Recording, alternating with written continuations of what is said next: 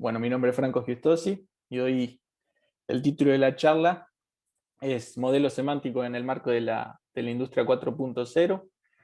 Y antes que nada voy a extender un poco más la presentación y decir, sí, como bien Lionel dijo, que vengo de la localidad de Alcorta, lugar donde hice, bueno, mis estudios primarios y secundarios, y después me fui a estudiar a Rosario, a la Universidad Nacional de Rosario, hice la Facultad de Ciencias Exactas, Ingeniería y Agrimensura. Y en 2017 sí terminé, defendí la tesina para obtener el título de licenciado en Ciencia de la Computación. Y en octubre de ese mismo año, bueno, vine a candidateé para una beca doctoral, sí, en Francia, y vine a Rouen, sí, que es la capital de Normandía, un poco en el mapa para ubicar dónde estamos, o desde dónde le estoy hablando. Y ya voy a pasar a mostrarle un primer video como para introducirle la ciudad donde estoy. Por favor, también me dicen si se escucha bien o muy bajo. Bien. Estratégicamente ubicado en el eje del Sena, a 1 hora de París y a 45 minutos del mar, el centro laboral de Rouen está perfectamente conectado por carretera, tren y por el Sena. Le damos la bienvenida al Río. El gran puerto marítimo de Rouen es el primer puerto exportador de cereales del oeste de Europa. Los actores mundiales que contribuyen a la dinámica territorial abarcan los sectores de automoción, aeronáutica, farmacia, química y agroalimentaria. Los polos competitivos y la industria de excelencia amplían sus prestaciones. La métropole offre toutes les structures dont une entreprise a besoin pour pouvoir se développer et croître. El sector digital combina startups, pymes y grandes grupos. SEN Innopolis ofrece infraestructuras de alta calidad dedicadas al desarrollo de las TIC. En el Polo Tecnológico del Madrid, 500 investigadores e ingenieros ponen sus conocimientos especializados al servicio de la investigación y la innovación. La salud y las biotecnologías muestran un alto nivel de competencia con respecto al CHU, SEN Biopolis y Rouen Innovación Santé, refuerzan la estimulación del desarrollo médico. Con sus 40.000 estudiantes, la enseñanza superior se basa en una decena de establecimientos de alta reputación. Le damos la bienvenida a un marco de vida que facilita el día a día y resalta los placeres. Los meandros del Sena, los numerosos bosques de alrededor y la cercanía del mar ofrecen múltiples actividades y salidas a descubrir nuevos lugares. El centro de la ciudad combina con armonía los vestigios del pasado, una amplia oferta comercial y muchos lugares agradables. Les bords de Seine mieux aménagés qu'à Paris. C'est une ville à la population très accueillante et chaleureuse. Vraiment, c'est une mutation réussie pour moi. La red de transporte urbano en constante desarrollo tiene un carácter coherente y de movilidad ecológica. Al oeste surgen nuevos barrios, el diseño de una ecociudad moderna e innovadora.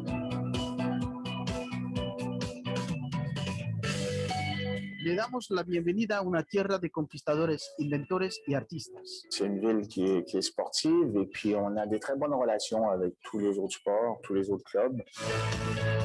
Los amantes del deporte, los apasionados de la cultura, del patrimonio y los participantes de actividades de ocio y tiempo libre gozan de una amplia elección. Los lugares, los temas, los universos y los acontecimientos son la ocasión de vivir sus deseos con plenitud y de vibrar al ritmo del tiempo del territorio.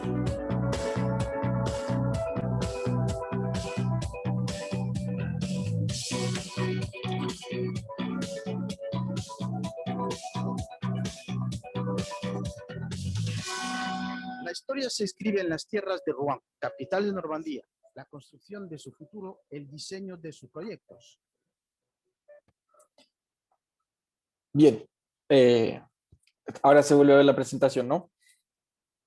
Perfecto, bien.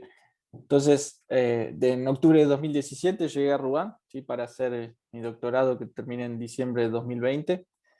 El doctorado, básicamente, primero, esta es la agenda vamos a hablar de la agenda de la presentación, ¿sí? Primero, antes que nada, voy a presentar el lugar, ¿sí? Donde hice la la tesis, ¿sí? El laboratorio y principalmente el grupo de investigación en el cual se realizó la tesis.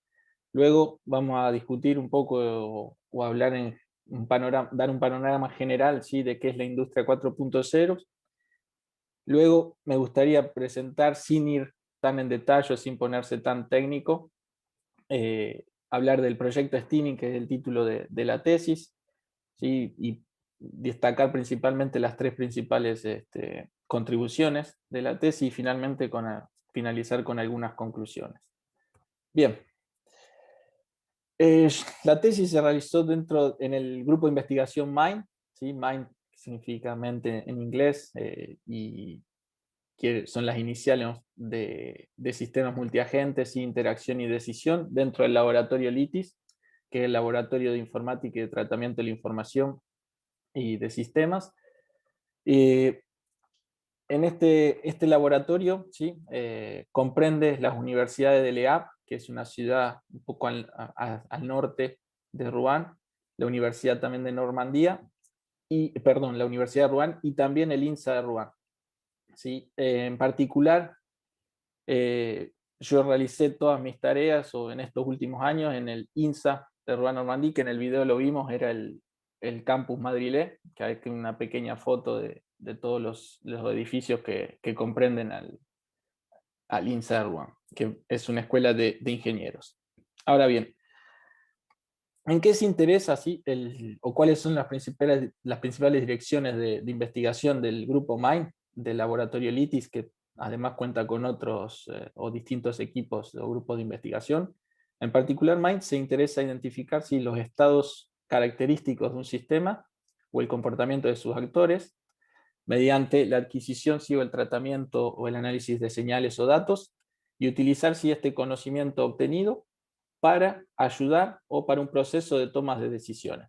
Bien, ahora, por supuesto, con el fin de identificar estos estados característicos o el comportamiento de los actores de un sistema, y así también para ayudar o hacer un proceso de toma de decisiones o ayudar a la toma de decisiones, se utilizan tecnologías o áreas que están relacionadas a la inteligencia artificial, ¿sí? Que sin duda es un término que escuchamos cada vez más a menudo, que escuchamos que la inteligencia artificial se está metiendo cada vez más en actividades de la vida cotidiana.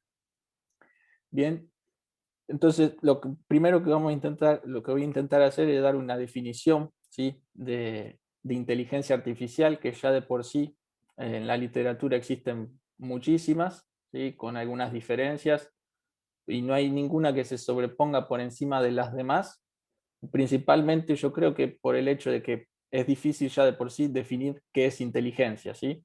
Entonces, nosotros en este grupo de investigación, básicamente la inteligencia artificial se puede interpretar como la capacidad, ¿sí? de percibir información compleja y sutil, ¿sí? La capacidad de aprender en un entorno o contextos determinados, la capacidad también de abstracción, es decir, de crear nuevos significados, así como también la capacidad de razonar para planificar y tomar decisiones. Entonces, como vemos, es un área bastante amplia, que no puede o es difícil de reducirla quizás a una simple definición. Bien. Ahora bien, otro factor importante, ya que como decía antes, la inteligencia artificial se está tomando cada vez más protagonismo, ¿sí? En actividades del día a día, en cuestiones diarias, la toma de decisiones automáticas, ¿sí? A través o utilizando inteligencia artificial, ¿sí? Plantea o abre nuevos desafíos, principalmente en cuanto a la comprensión humana de cómo esos resultados, ¿sí? Son obtenidos a partir de la aplicación de esta inteligencia artificial. Además también para encontrar las explicaciones de por qué estos sistemas que utilizan inteligencia artificial toman o determinan ciertas decisiones, ¿sí? Y otro aspecto importante también es la comunicación humano-máquina. Bien, por supuesto, sobre todo, por ejemplo, volviendo atrás un poco con las explicaciones de las decisiones tomadas por estos sistemas, es fundamentalmente importante, ¿sí? Cuando, por ejemplo, hay cuestiones éticas, legales o legales de por medio. Bien. Ahora bien, esto es un poco así el principal, o al que se interesa el grupo de investigación en el que se realice la tesis, que voy a destacar también que la tesis la realicé bajo la dirección de Cecilia Zanimerk y Julián Saunier. ¿Sí? Cecilia es, es argentina, ¿sí? Bueno, es franco-argentina, y es la directora además del grupo de investigación MIND, Laboratorio LITIS. Bien, ahora, bien, vamos a entrar un poco más en la cuestión principal de la charla, ¿sí? Que básicamente es sobre la industria 4.0, ¿sí? Y ver un poco más que este también concepto que quizás sentimos nombrar más a menudo día a día. Vamos a empezar primero con un poco de historia, ¿sí? No cabe dudas que las revoluciones industriales, ¿sí? que hemos pasado como sociedad han cambiado, ¿sí? El modo de vida o el modo en que trabajamos, el modo en que la sociedad trabaja, ¿sí? A finales del siglo XVIII con la primera revolución industrial, en donde se comenzaron a utilizar, ¿sí? Maquinarias accionadas por agua y vapor. Luego, a principios del siglo XX, con la implementación de líneas de montaje, ¿sí? O que permitía la producción en masa y las primeras instalaciones eléctricas dentro de las fábricas. Luego ya a comienzos de la década del 70, con la tercera revolución industrial, ya con automatización de tareas simples o no tan complejas y la utilización de las computadoras y electrónicas. Y hoy en día este concepto de industria 4.0, esta idea de industria 4.0 que básicamente involucra muchas tecnologías que también son algunas más actuales que otras, ¿sí? Como por ejemplo el Internet de las Cosas o sistemas físicos, puestos a disposición para mejorar, ¿sí? Cómo se producen hoy en día, sobre todo en las fábricas de manufactura, ¿sí? Ahora bien, también es verdad que para definir el término industria 4.0 hay muchísimas definiciones nuevamente en la literatura, incluso hasta se las puede encontrar hasta con distintos nombres, ¿sí? Dependiendo en el país, el país que la impulsa, ¿sí? Principalmente el país motor o que comenzó en primer lugar, ¿sí? Con la industria 4.0 es Alemania, que le dio el nombre exactamente industria 4.0, pero también, por ejemplo, Estados Unidos con el concepto de Smart Factory o fábrica inteligente. También el caso de Francia, ¿sí? Con compañías o empresas del futuro. Y bueno, también, por supuesto, otros países como China, Japón, que dieron sus propios nombres, o también se lo conoce como cuarta revolución industrial quizás, y en general todos apuntan al mismo concepto, a la misma idea, ¿sí? Entonces, una definición que a mí me gusta de la industria 4.0 es decir que es la tendencia actual hacia la automatización, y el intercambio de datos en las tecnologías de fabricación. Ahora bien, los principales objetivos de la industria 4.0 son el de hacer un uso más eficiente de los recursos, ¿sí? Y el de mejorar la adaptación a los procesos de producción. Es decir, construir básicamente fábricas inteligentes que se adapten de mejor manera a distintos cambios en los procesos de producción, que permitan hacer un uso más eficiente de los recursos, utilizando, ¿sí? Ciertas tecnologías o áreas o métodos provenientes que, por supuesto, muchos de ellos forman parte de lo que es el gran área de inteligencia artificial. Bien. Ahora bien, un punto importantísimo, ¿sí? Para hacer un uso más eficiente de los recursos, ¿sí? De producción, tiene que ver con la noción de monitoreo de la maquinaria, ¿sí? Es decir, intentar detectar ciertas fallas, ¿sí? Que pueden poner en riesgo la producción de una línea de producción, ¿sí? Entonces, este concepto no encontré una definición verdaderamente buena en español para que represente, por eso decidí dejar el concepto en inglés, ¿sí? Condition Monitoring, pero lo que importa aquí es que básicamente el Condition Monitoring es la tarea de supervisar todos los dispositivos, ¿sí? Que intervienen en un proceso de fabricación para detectar a tiempo las anomalías.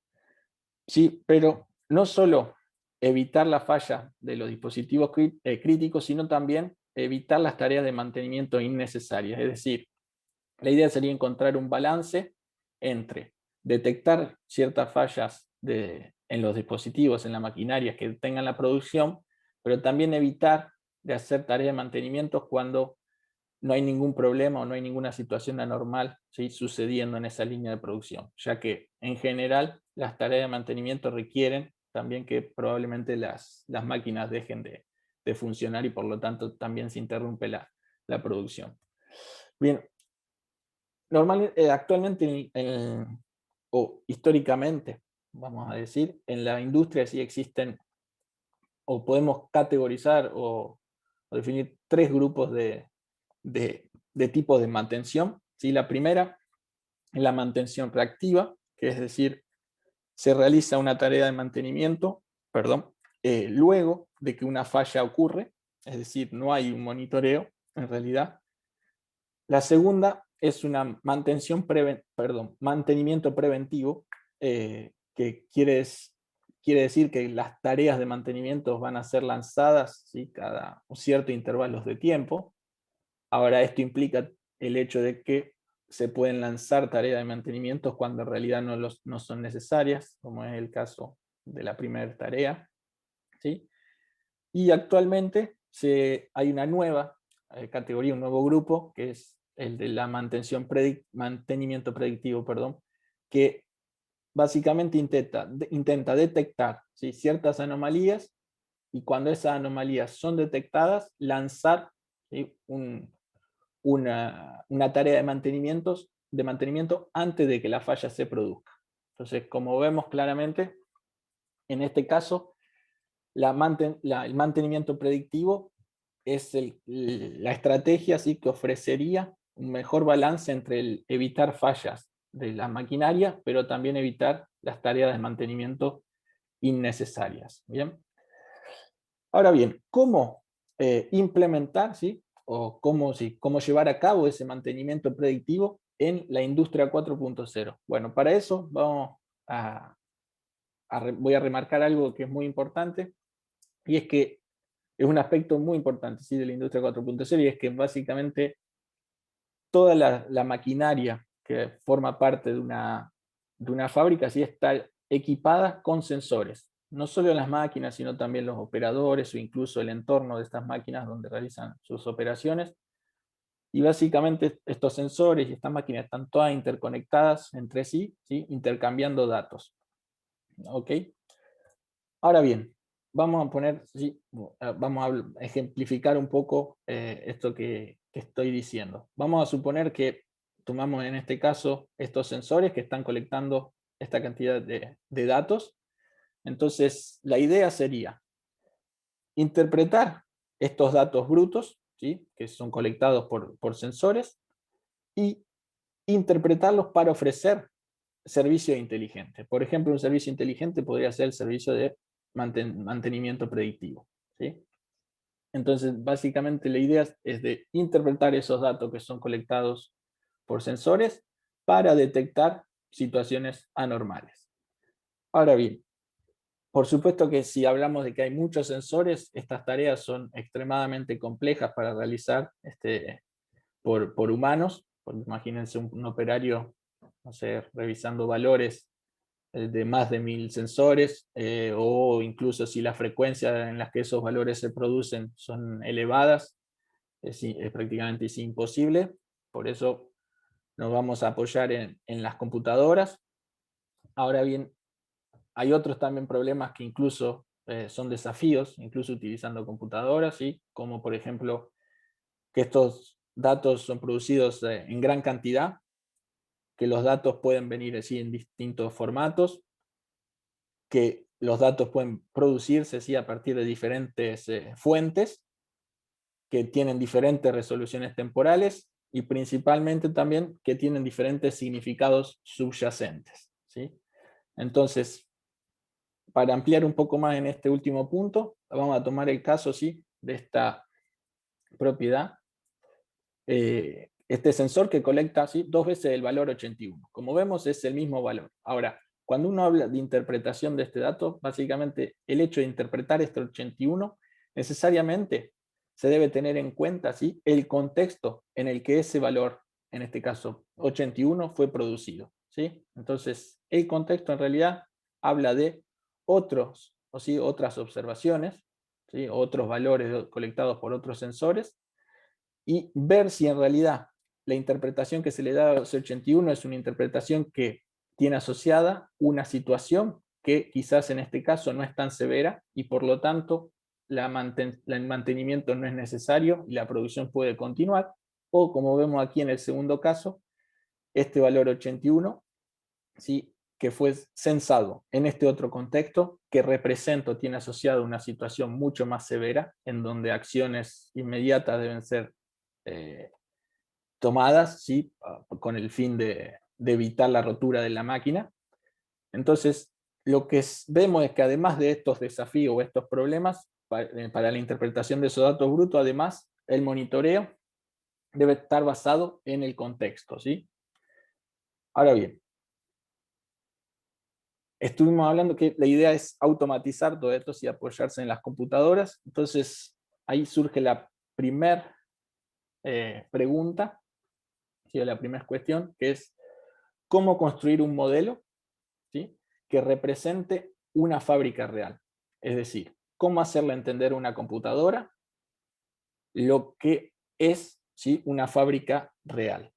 Es decir, cómo hacerle entender a una computadora qué es una máquina o qué es un sensor, o incluso también las reglas que gobiernan los distintos procesos de producción, o qué es una situación incluso eh, severa o no tan severa. ¿Bien?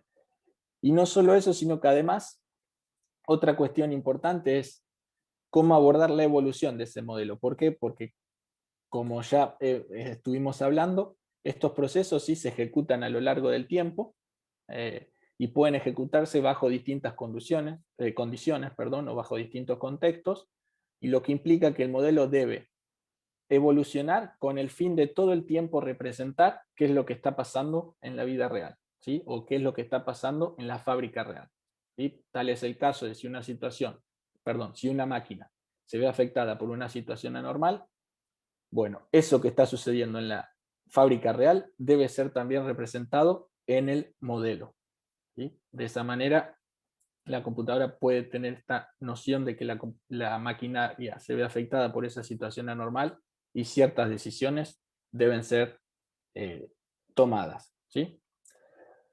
Ahora bien, por supuesto esto no es algo, la idea de condition monitoring o de supervisar maquinarias no es una idea nueva, y ya existen, ¿sí?, de distintos enfoques para el monitoreo, para implementar la mantención, el mantenimiento predictivo o el condition monitoring.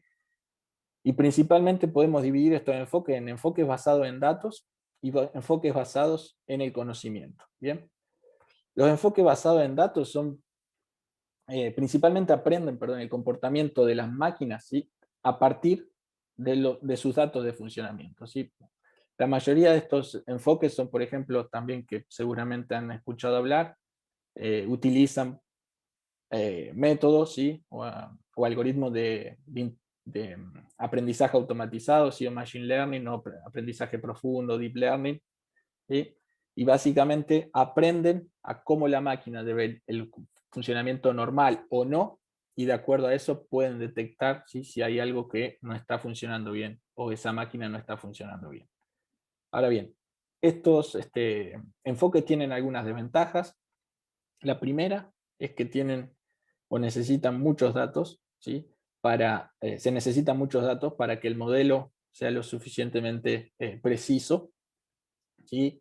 Y también vamos a ver que esos datos no es muy sencillo obtenerlos, y principalmente si son anotados. La segunda es que estos modelos funcionan como modelos de caja negra, en el sentido de que uno no sabe verdaderamente qué es lo que pasa adentro. Entonces es difícil que el modelo explique, ¿sí?, por qué el modelo tomó una cierta decisión para una determinada entrada. Bien.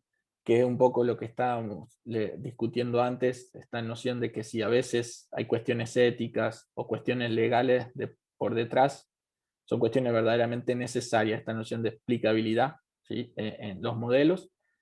Y segundo, sí, problemas de interoperabilidad y reutilización. Principalmente, también esto tiene que ver con que esos modelos funcionan, en general, son muy particulares de acuerdo a la maquinaria de la que se obtuvo los datos para aprender el comportamiento. Es decir, ese comportamiento es muy particular de un tipo o de una máquina en particular, ¿sí? Entonces es difícil reutilizarlo para otra máquina, ¿sí?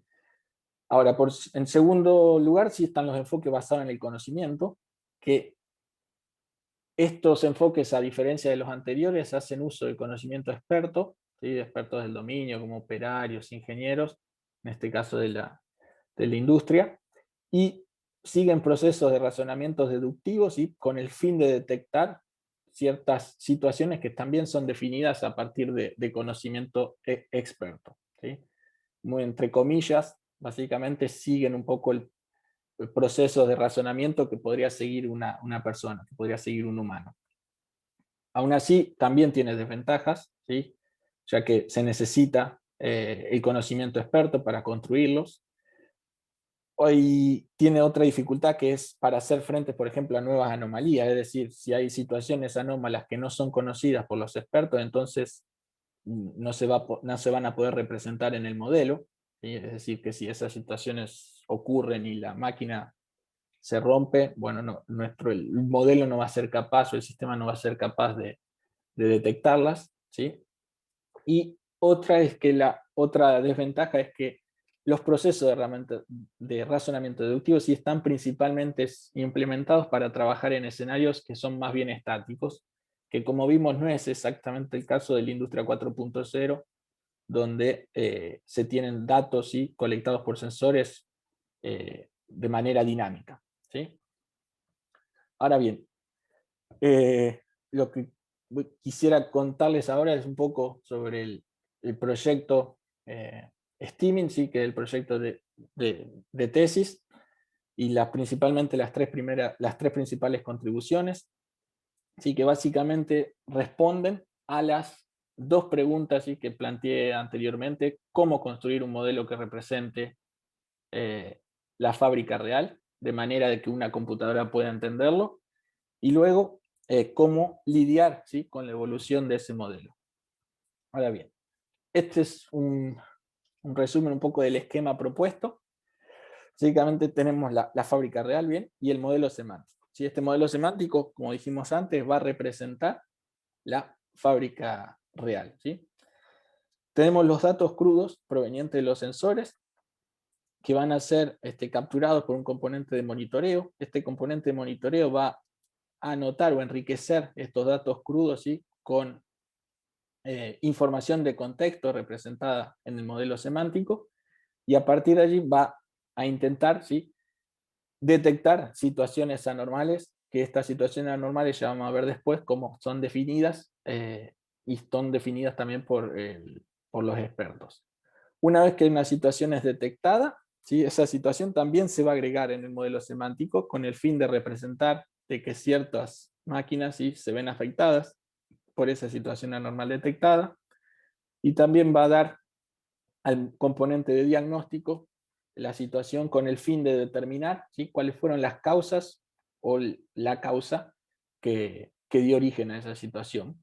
Y todo esto va a ser brindado al componente final, de toma de decisiones, ¿sí? Y aquí en este componente de toma de decisiones va a ser el encargado de construir una estrategia, que básicamente esa estrategia va a tener como objetivo sobreponerse a esa situación anormal o solucionar esa situación anormal que está ocurriendo. Bien, entonces primero vamos a hablar o entrar un poco más en detalle en este modelo semántico que representa la industria. Como dije antes, ¿sí?, el principal objetivo de este modelo es que represente los elementos de una fábrica real, ¿sí?, ya sea las máquinas, los procesos, los sensores, y sobre todo haciendo especial énfasis en el modelado de contexto de estos elementos. ¿Bien? La principal motivación, ¿sí?, de este enfoque es que un valor que es censado por un sensor necesariamente debe ser interpretado ¿sí? en el contexto en el que se ha medido para que se pueda convertir en información relevante ¿sí? y que esa información relevante pueda ayudar en la toma de decisiones. ¿Sí? Este es el modelo que puedo entender, da un poco de miedo así a simple vista, pero básicamente una representación gráfica, ¿sí? Ya que luego este modelo es traducido a un cierto lenguaje y ese lenguaje es interpretado por la computadora. Entonces, como vemos ahí, tiene 6 módulos distintos, ¿sí? Los módulos a la derecha es el módulo de recurso y el módulo de proceso, que básicamente sirven para representar ¿sí? qué es un recurso de una fábrica, ya sea, por ejemplo, una línea de producción, una celda de producción, vamos a poner acá, una estación de trabajo, una máquina, ¿sí? O también incluso los operarios, manager o técnicos de mantenimiento y demás. Los procesos similar, ¿sí? Luego tenemos otro módulo que es el módulo de sensor, que básicamente sirve a describir ¿sí? los distintos conceptos que están relacionados a sensores, ya sea el concepto de sensor, como también el concepto de observación, la propiedad observada ¿sí? de una observación, el resultado de una observación. Luego tenemos aquí abajo otros 2 módulos que son el módulo de tiempo y el módulo de localización, de localización o de espacio, que permiten básicamente, por ejemplo, anotar en qué momento, en qué instante del tiempo una observación fue obtenida o fue medida, incluso en qué duración, por ejemplo, qué duración tiene un proceso particular, ¿sí? Y con respecto al módulo de espacio, básicamente sirve a representar, ¿sí? Por ejemplo, dónde está ubicado un sensor, dónde está ubicado un recurso, y a partir de ahí determinar también dónde está teniendo lugar un particular proceso. Y finalmente, el módulo de situación, ¿sí? Que lo que hace es representar una situación que en nuestro caso van a ser situaciones anormales, y la idea es de generar un concepto abstracto ¿sí? que represente qué es una situación anormal y tener la posibilidad de decir que un recurso particular ¿sí? forma o está involucrado, en una situación que está ocurriendo, ¿sí? De manera tal de que esto pueda ser interpretado por la computadora y así se puedan tomar decisiones con respecto a eso. Bien. Ahora vamos a ver un poco cómo, o a qué llamo yo la detección ¿sí? de situaciones anormales y cómo se hace. Principalmente lo que vamos a describir en esta parte de la presentación es, vamos a describir el monitoreo, el componente de monitoreo y el componente de diagnóstico, ¿sí? Y cuáles son las tareas que realizan. ¿Bien? Ahora, para eso voy a usar un ejemplo ¿sí? Ilustrativo. ¿Sí? Consideremos que una línea de producción PL1 ¿sí? con 4 máquinas, M1, M2, M3, M4. Y lo que tenemos aquí es que estas máquinas tienen distintos sensores,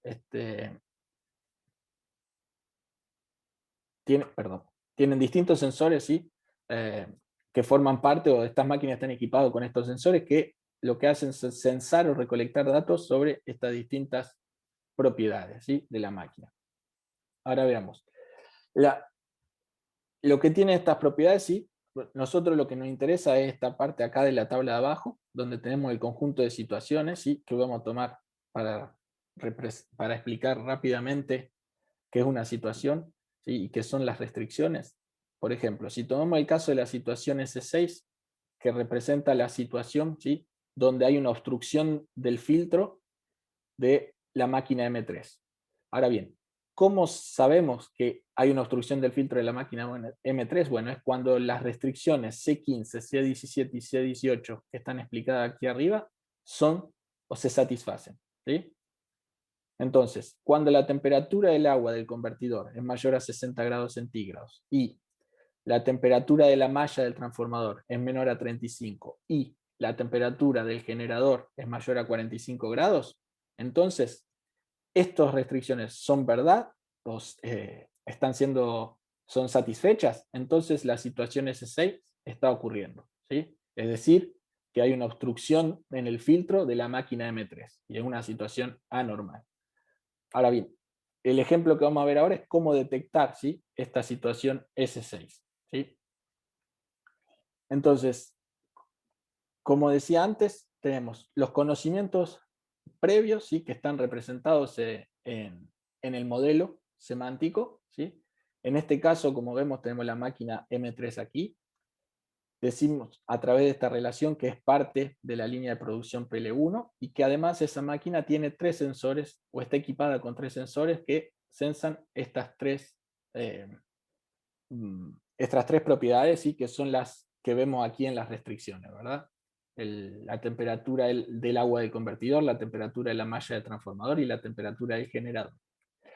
Entonces, además de esto, lo que tenemos es los datos que vienen continuamente de los sensores y que llegan a la componente de monitoreo. ¿Bien? Lo primero que esa componente va a hacer es enriquecer esos datos que vienen con información del contexto que es extraída, ¿sí?, del modelo semántico. Es decir que, por ejemplo, esta observación fue tomada por tal sensor y que observa tal propiedad. Por supuesto, también acá no está por una cuestión de no agregar ruido en la imagen, pero también el instante de tiempo en que esa observación fue tomada o fue capturada. Y luego, lo que se va a hacer es esa componente de monitoreo, es intentar encontrar, ¿sí?, ciertas relaciones con respecto a las observaciones e interpretar estas observaciones de acuerdo al contexto, es decir, de acuerdo a las otras observaciones que también fueron medidas en un cierto intervalo de tiempo, en una cierta ventana temporal. Entonces, si tomamos, por ejemplo, una ventana W, ¿sí?, en este primer caso, vemos que la situación S6 no es detectada, ya que estos valores, ¿sí?, no satisfacen las restricciones definidas anteriormente. ¿Sí? Sin embargo, un tiempo después vemos que estos valores sí la satisfacen en una ventana W, que también esa ventana está dada por el experto, que sí satisfacen las restricciones, por lo tanto, la situación S6 es detectada. Ahora bien, me gustaría mostrarles un video un poco de cómo funciona esto.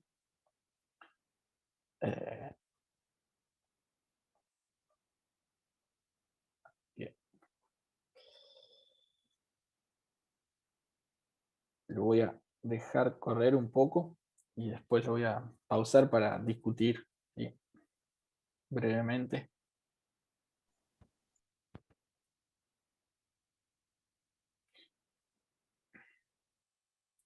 Entonces, bien, aquí vemos las 3 propiedades, ¿sí?, que están siendo censadas, ¿sí?, las 3 propiedades de la máquina M3 que nos interesan para la detección de esa situación S6. Como vemos, esta propiedad se mantiene, los valores siempre se mantienen por debajo de 35 grados centígrados, o sea que una de las restricciones siempre se satisface todo el tiempo. Con respecto a esta otra propiedad, ¿sí?, que es la temperatura del generador, como vemos aquí monta a superior de 45, sin embargo, la temperatura del agua del convertidor se mantiene por debajo de 60, por lo tanto no hay ninguna situación anormal, o al menos no la situación S6 que nosotros estamos intentando detectar, o el sistema está intentando detectar. Pero ahora, la propiedad debería montar exactamente. Vemos que sube a valores superiores, ¿sí?, de 60, y ahí vemos cómo la situación es detectada, ¿sí?, y tenemos una descripción, ¿sí?, de la situación que se detectó. Ahora bien, como ves, lo que es interesante destacar aquí es que en este caso la situación no se detecta inmediatamente cuando todas las restricciones son satisfechas, ¿sí?, sino que el sistema, por decirlo también entre comillas, se toma el tiempo para evitar de lanzar continuamente alarmas, ¿sí?, que hay situaciones detectadas, toma el tiempo para verdaderamente verificar que en realidad sí, los valores censados están siendo superiores a un valor determinado, ¿sí? A un umbral determinado. Ya que puede pasar, por ejemplo, que se obtenga un valor superior a 60, pero los restantes no, y quizás se debió a un problema de lectura del sensor y demás, y no valdría la pena, incluso sería contraproducente de lanzar una alarma en ese caso, ¿verdad? Una vez que se detecta 3 veces, ¿sí? Acá vemos que estos datos, que la temperatura, perdón, disminuye, ¿sí? Drásticamente, probablemente porque se haya lanzado alguna tarea de mantenimiento, ¿bien? Y vemos que el sistema vuelve a la normalidad, o que no hay otra situación anormal que se esté detectando, y luego la temperatura vuelve a elevarse, ¿sí? La situación vuelve a detectarse nuevamente, ¿sí? Ya que todas las restricciones se satisfacen en ese momento, nuevamente, y aquí evidentemente la acción, o no se tomó ninguna acción, o la acción tomada, ¿sí? no dio su fruto, o sea, no solucionó el problema, sino que incluso hizo que la temperatura del agua aumente aún más, ¿sí? Y eso genera que otra situación, que es la situación S7, que representa también la obstrucción del filtro de una máquina M3, sea detectada también, ¿sí?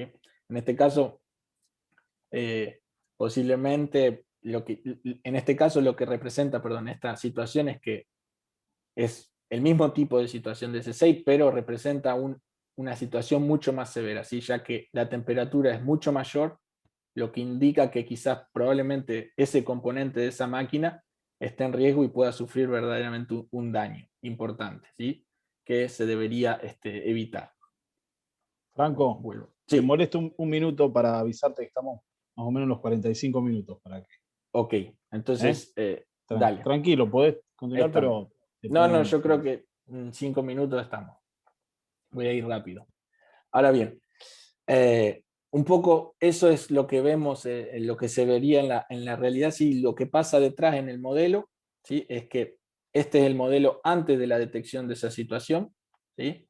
Y este es el modelo luego de que se detecta la situación. Si el modelo agrega o crea una instancia particular de esa situación y agrega el hecho de que la máquina M3 y la línea de producción, ¿sí? Están involucradas, ¿sí? En esa situación que se acaba de detectar. Bien.